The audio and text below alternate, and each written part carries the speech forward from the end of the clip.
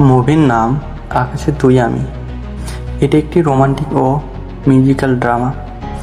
নায়িকা আভা ও নায়ক রিফাত।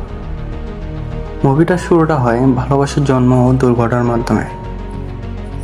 আভা আর রিফাত একই বিশ্ববিদ্যালয়ে পড়ে। প্রথমে দুজন একে অপরকে একদমই পছন্দ করত না। রিফাত ছিল মিউজিক ক্লাবের একজন সাইলেন্ট ছেলে, আর আভা ছিল প্রাণবন্ত, চঞ্চল, একটু একরোখা স্বভাবের। সময়ের সঙ্গে সঙ্গে ক্লাস প্রজেক্ট, ক্যান্টিনে আড্ডা আর সাংস্কৃতিক অনুষ্ঠান ধীরে ধীরে তাদের মধ্যে বন্ধুত্ব গড়ে ওঠে। বন্ধুত্ব ধীরে ধীরে প্রেমের রূপ নেয়। আভা একদিন রিফাতকে একটা চিঠি দিয়ে জানায়, তুই আমার আকাশ হ, যেখানে আমি প্রতিদিনই উড়ে যেতে চাই।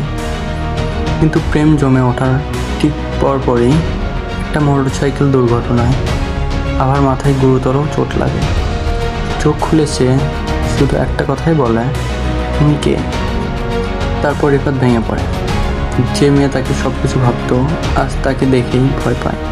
ডাক্তার জানায় এটা একটা অ্যামনেসিয়া, মানে দুর্ঘটনার আগে কিছুই মনে নেই।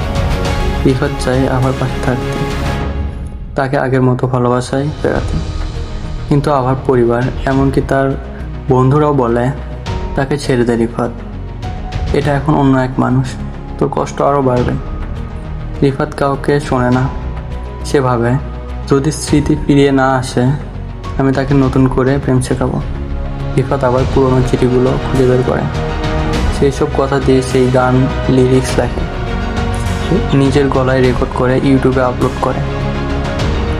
আকাশে তুই আমি নামে এক গানের সিরিজ।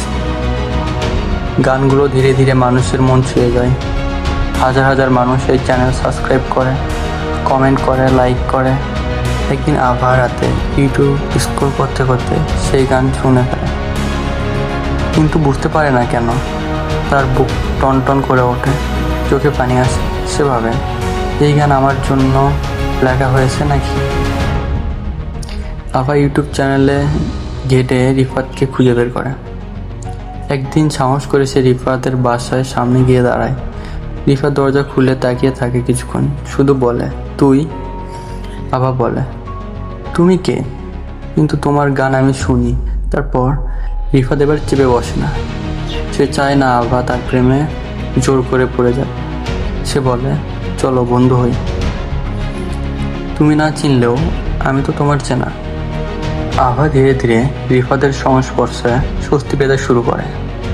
রিফাত আবার গান গায় তার সামনে, কবিতা পড়ে, সব কিছু যেন নতুন করে গড়ে তোলে। একদিন রিফাত তার সামনে আকাশে তুই আমি গানটা গায়, সেই গানের যেটা আভা এক সময় তাকে লিখে দিয়েছিল। আভা হঠাৎ কাঁদতে শুরু করে। তার মনে পড়ে যায় একটা রেল স্টেশন, একটা চিঠি, একটা ছোট্ট নীল জামা পরা ছেলে, একটা প্রপোজ। রিফাত তাকে সেই রেল স্টেশনে নিয়ে যায় যেখানে প্রথম প্রেম হয়েছিল। সে বলে, তুই সব ভুলে গেছিস আমি জানি, কিন্তু আজ যদি আবার প্রথমবারের মতো প্রেম হয়, আমি আবার তোকেই চাই। আবার চোখের পানি মুছে বলে, সব মনে নেই, কিন্তু আমার মন কেন যেন বলে তুই আমার ছিলি। তারপর তারা বিয়ে করে। বিয়ের স্টেজে রিফাত নিজেই গান গায়, আকাশে তুই আমি। সবার চোখে পানি, কমেন্ট বক্স ভরে যায়। অর্থাৎ মুভিটি শেষে আমাদেরকে যা বোঝায়, মনে না থাকলেও হৃদয় যেন কখনো বলে না।